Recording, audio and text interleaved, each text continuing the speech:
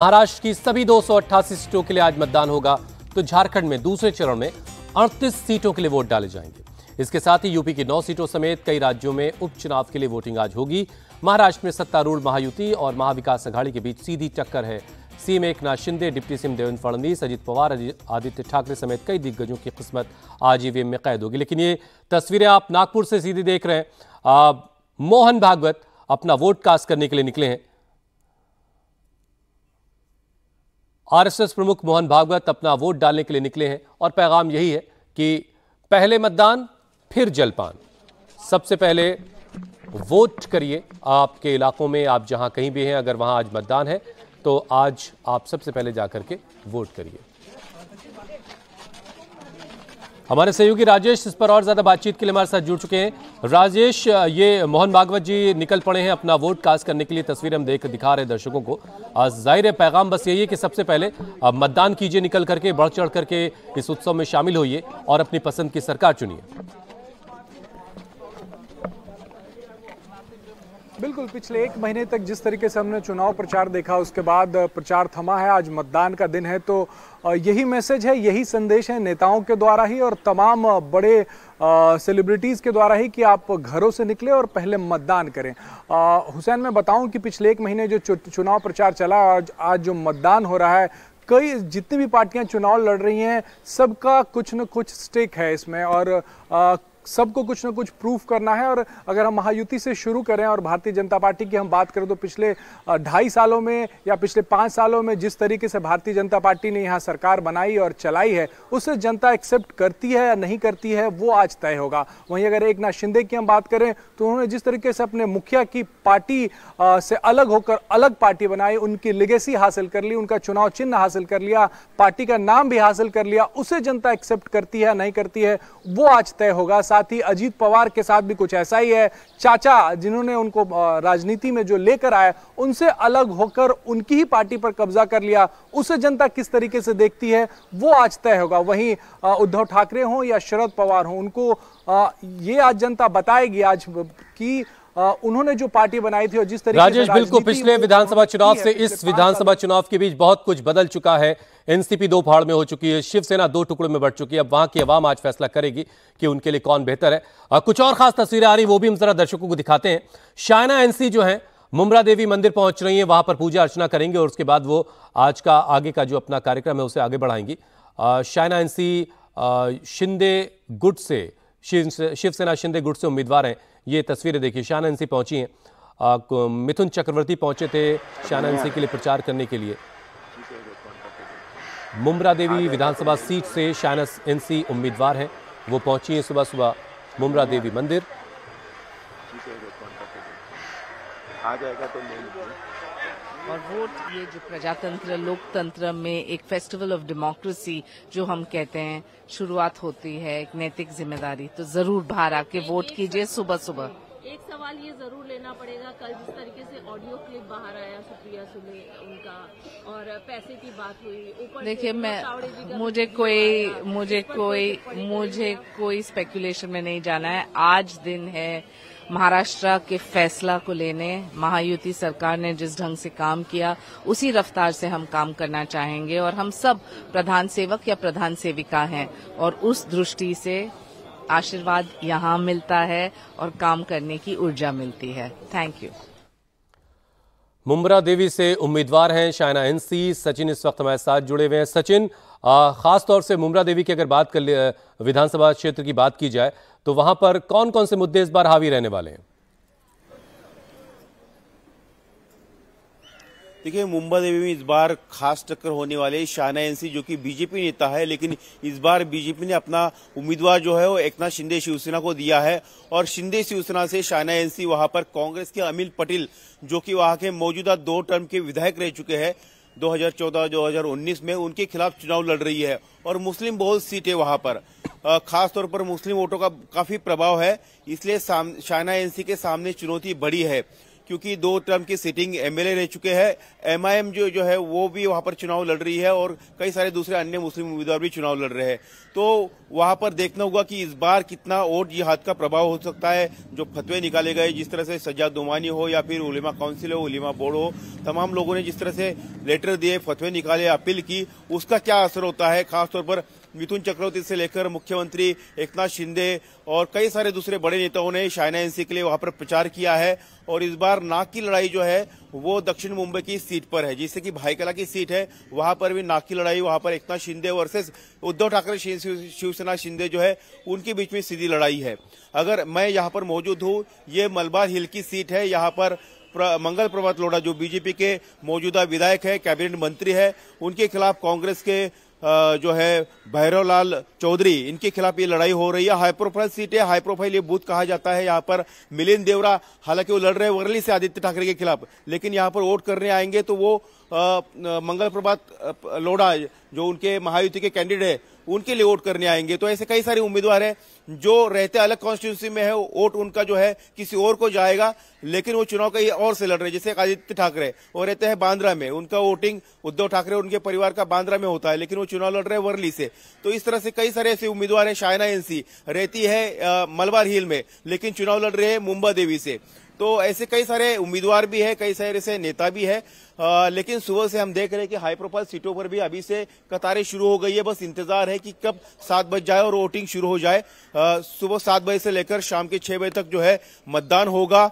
मुंबई में खासतौर पर उत्साह देखने नहीं मिलता। लोकसभा में भी काफी धीरे वोटिंग का आरोप लगा था, लेकिन इस बार सुबह से लोगों की कतारें यहाँ पर आपको देखने मिल सकती है चुनाव जो मतदान केंद्र है उनके बाहर। जी हुसैन।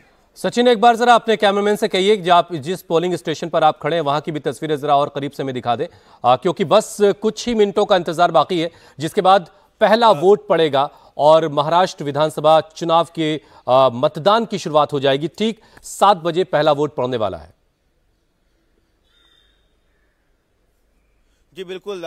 मैं कैमरामैन से गुजारिश करना चाहूंगा कि वो इस हाई प्रोफाइल जो बूथ लोग अभी से लाइन में लग गए हैं सचिन, अपनी बारी का इंतजार कर रहे हैं। लता मंगेशकर जिनका मकान है, निवास है, और जी यहाँ पर कुमार मंगलम बिरला हो या फिर आरबीआई गवर्नर शक्तिकांत दास हो, मिलिंद देवरा हो और तमाम जो हाई प्रोफाइल या सेलिब्रिटी जो यहाँ पर रहते हैं मलबार हिल में, वो यहाँ पर आते हैं वोट करने के लिए। खास तौर पर पेरियर रोड का ये इलाका है जहाँ पर वोट करने लोग आते हैं। उनसे हम बात करने की कोशिश करेंगे कि क्या वो चाहते हैं। आप सुबह से आए हैं वोट करने के लिए, मतदान का अपना कर्तव्य निभाने के लिए।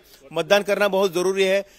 हम देखते कि मुंबई में लोग ज्यादा उत्साह नहीं दिखाते हैं, खासतौर पर विधानसभा के चुनाव में। लगता है ये बार सब काफी बाहर आएंगे। There is been a lot of talk about advertising, lot of issues, and I think they will come out. आपको क्या मुद्दे विधानसभा चुनाव में जरूरी नजर आते हैं? डेवलपमेंट नजर आता है या जिस तरह से चुनाव हुआ, वोट जिहाद हुआ, धर्मयुद्ध हुआ, क्या आपको मुद्दे? जरूरत नहीं, development is the only thing, only development. इससे पहले की वोटिंग की शुरुआत की तस्वीरें हम दिखाएं। अजित पवार कुछ कह रहे हैं, उनको सुन लेते हैं। काल मी सकाळी 7 वाजल्यापासून रात्री उशिरापर्यंत वेगवेगळ्या ठिकाणी गाठीभेटी घेत होतो, जे नियमात निवडणूक आचारसंहितेच्या असतात तशा प्रकारे।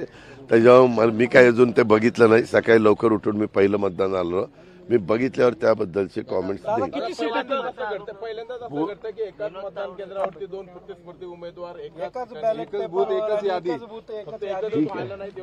ठीक आहे, सगळ्यांच्या प्रयत्नाने हा योग जुळून आलाय। शुभेच्छा।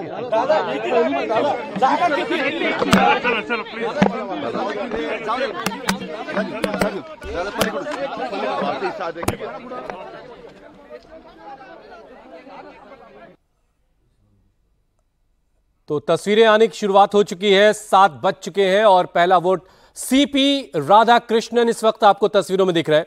वो भी अपनी बारी का इंतजार कर रहे हैं। महाराष्ट्र के राज्यपाल हैं, वो पहुंचे हैं अपना वोट कास्ट करने के लिए। 7 बज चुके हैं और बस पहला मतदान की शुरुआत बस होने ही वाली है या हो चुकी है आप कह सकते हैं।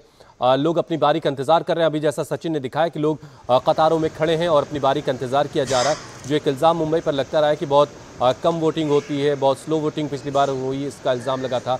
तो बड़ी खबर इस वक्त की है कि महाराष्ट्र की सभी 288 सीटों के लिए मतदान की शुरुआत हो चुकी है। तो झारखंड में दूसरे चरण में 38 सीटों पर वोट डाले जाने की शुरुआत भी हो चुकी है। महाराष्ट्र के राज्यपाल सीपी राधाकृष्णन इस वक्त आपको तस्वीरों में दिखाई दे रहे हैं, जो अपना वोट कास्ट करने के लिए पहुंचे हैं और शायद उन लोगों में शुमार होंगे महाराष्ट्र के राज्यपाल भी जो सबसे पहले अपना वोट कर रहे हैं। अगर आप उन राज्यों में हैं जहां आज मतदान हो रहा है तो सबसे पहले जाकर अपना वोट कास्ट करिए, और यही अपील तमाम बड़े नेता करते हैं। अजीत पवार अभी कुछ कह रहे थे, उनकी बातें भी आपको सुनवाएंगे एक बार फिर से, लेकिन वो भी अपना वोट कास्ट करने पहुंचे हैं। पहले मतदान फिर जलपान का जो नारा है वो चरित्रार्थ होता हुआ दिखाई दे रहा है। तमाम जो दिग्गज बड़ी हस्तियां हैं वो अपना अपना वोट कास्ट करने पहुंची हैं। आज ही यूपी की 9 विधानसभा सीटों के लिए भी वोटिंग होगी, तो महाराष्ट्र की सभी 288 सीटों पर आज एक ही चरण में वोट डाला जा रहा है। झारखंड में दूसरे चरण में आज 38 सीटों पर मतदान की शुरुआत हो चुकी है। सीपी राधाकृष्णन निकले हैं अपना वोट कास्ट करने के लिए, अजित पवार अपना वोट कास्ट करने के लिए निकले हैं। हमारे सहयोगी राजेश इस वक्त हमारे साथ जुड़े हुए। राजेश, अभी हमने अजित पवार को सुनवाया, अगर आप तक आवाज पहुंची तो जरा हमें बताएं कि अजित पवार क्या कह रहे थे। देखिए, अजीत पवार से सवाल पूछा गया था कल, जो जिस तरीके से विनोद तावड़े का एपिसोड सामने आया कि वो पालघर में गए थे, उनके ऊपर आरोप लगा कि वो पैसे बांट रहे थे, उस पर उनसे सवाल पूछा गया। साथ ही बीजेपी ने जो खुलासा किया है सुप्रिया सुले और नाना पटोले के बारे में, तो उनका ये कहना था कि वो कल रात को जल्दी सो गए थे क्योंकि सवेरे उन्हें जल्दी उठना था मतदान करने के लिए। उन्होंने यही कहा कि मतदान करने के बाद वो इसकी जानकारी लेंगे कि आखिर हुआ क्या है, क्या आरोप किस पर लगे हैं, उसके बाद वो बात करेंगे। हुसैन, चलिए, तो ये जो कल सब कुछ हुआ उससे जुड़ा हुआ सवाल पूछा गया, अजीत पवार ने उस पर जवाब जो दे सकते थे वो दिया, उसके बाद वोटिंग के लिए आगे बढ़ गए। राजेश, लेकिन जरा अपने बूथ की तस्वीरें भी हमारे दर्शकों को दिखाइए कि वहां पर किस तरह का उत्साह लोगों में है, लोग कितनी तादाद में वहां पहुंच चुके हैं। 7 से ज्यादा का वक्त हो चुका है, क्या पहला वोट पड़ चुका है जिस पोलिंग बूथ पर आप हैं?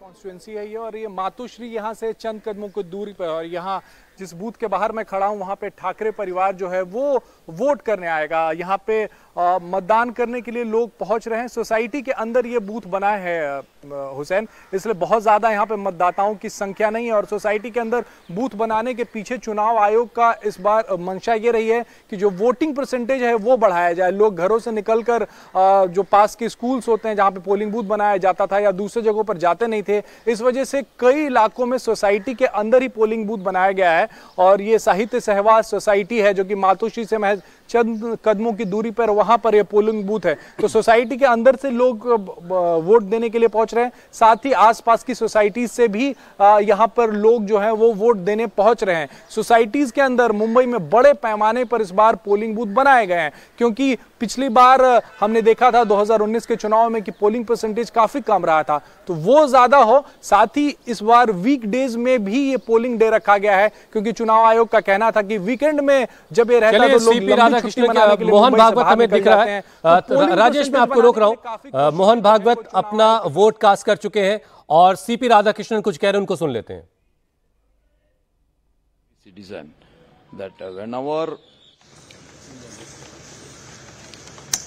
ours is the biggest democracy of the world, my appeal to all the youngsters and the elders and the women, they all should come and vote. Whomever they want to vote, that is their choice, but they should come out and vote. And my humble request is, this is the basic duty of every citizen, that whenever there is an election, we should go to the polling booth and vote. And I once again request all the people to come out and vote. Don't wait at home till the evening. Come at your convenient time and vote, so that the democracy will get strengthened by your voting.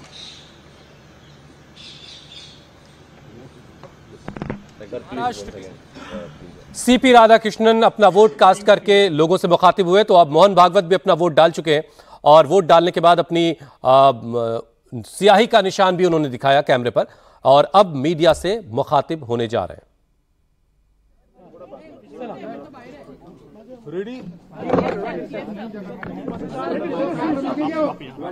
Sir, आपने आज मतदान किया, 100% मतदान की appeal आप हमेशा करते हैं, क्या कहेंगे? प्रजातंत्र में मतदान नागरिकों का कर्तव्य है और नागरिक कर्तव्यों को प्रत्येक नागरिक ने करना चाहिए। इसलिए जहां जहां जब जब मेरा मतदान है, मैं वहां जाके पहले वो काम कर लेता हूं दिन में, बाकी सब काम बाद में करता हूं। अभी मैं बहुत दूर था, उत्तरांचल में था। एक दिन मेरे कार्यक्रम का कम करके केवल इसके लिए मैं कल रात को आया हूं और आज चला जाऊंगा। तो मतदान ये कर्तव्य है, मतदाताओं ने मत देना चाहिए। ये मैं बोलता हूं तो मुझे करना है। पिछले कुछ सालों में राजनीति का जो स्तर है वो गिरा है, इस वजह से लोग मतदान कम कर रहे हैं। ये आज के दिन नहीं पूछना, बाद में। बिटकॉइन के रिलेटेड एक मिनिट मतदान करणे हे मतदारांचं कर्तव्य आहे आणि म्हणून जेव्हा जिथे माझं मतदान असेल, म्हणजे एकाच ठिकाणी आहे इथेच, तेव्हा मी सकाळी पहिल्यांदा हे काम करतो आणि नंतर सगळी कामं करतो। आता मी दुसरीकडे होतो, उत्तरांचलमध्ये होतो, पण महाराष्ट्र के राज्यपाल सीपी राधाकृष्णन ने अपना वोट कास्ट कर दिया और उसके बाद मोहन भागवत भी अपना वोट कास्ट कर चुके हैं, और दोनों लोगों ने अपील की है कि सबसे पहले मतदान कीजिए और उसके बाद जलपान कीजिए, क्योंकि वोटिंग का दिन है और हर एक नागरिक की जिम्मेदारी है कि वो वोटिंग के पर्व में बढ़ चढ़ करके हिस्सा ले। इससे लोकतंत्र मजबूत होता है।